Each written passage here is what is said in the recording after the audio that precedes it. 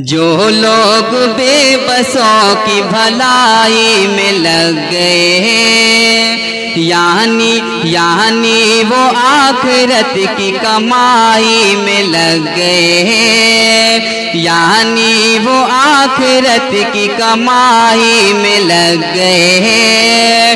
कि रोज़ा नमाज छोड़ के मिल्लत के नौजवान, रोज़ा नमाज छोड़ के मिल्लत के नौजवान, मिल्लत के नौजवान दुनिया की आज सारी बुराई में लग गए। दुनिया साहब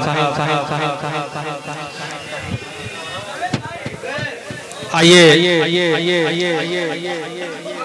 अब मैं चाहता हूं कि हम लोगों के बीच मेहमान एजाज़ी के तौर पर तशरीफ़ फरमा हम लोगों के साथी समाजवादी पार्टी लोहिया वाहिनी के राष्ट्रीय सचिव मोहतरम हारिस शकील साहब से गुजारिश करता हूं कि आप आएँ और हम नौजवानों को अपनी बात पेश करें। अस्सलामु अलैकुम। तस्वीर बदलने में अभी वक्त लगेगा, पत्थर को पिघलने में अभी वक्त लगेगा। हम लोग मोहब्बत की ज़बान भूल गए हैं, हालात बदलने में अभी वक्त लगेगा।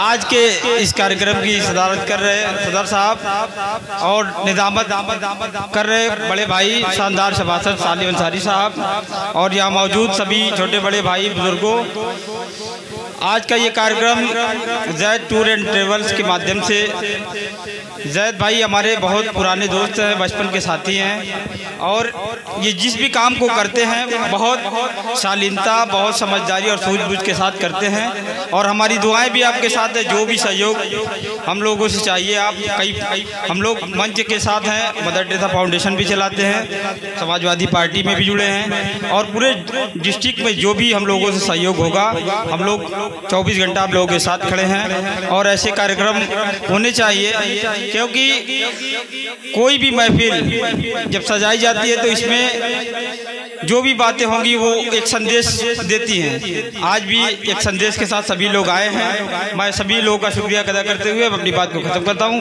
खुदा।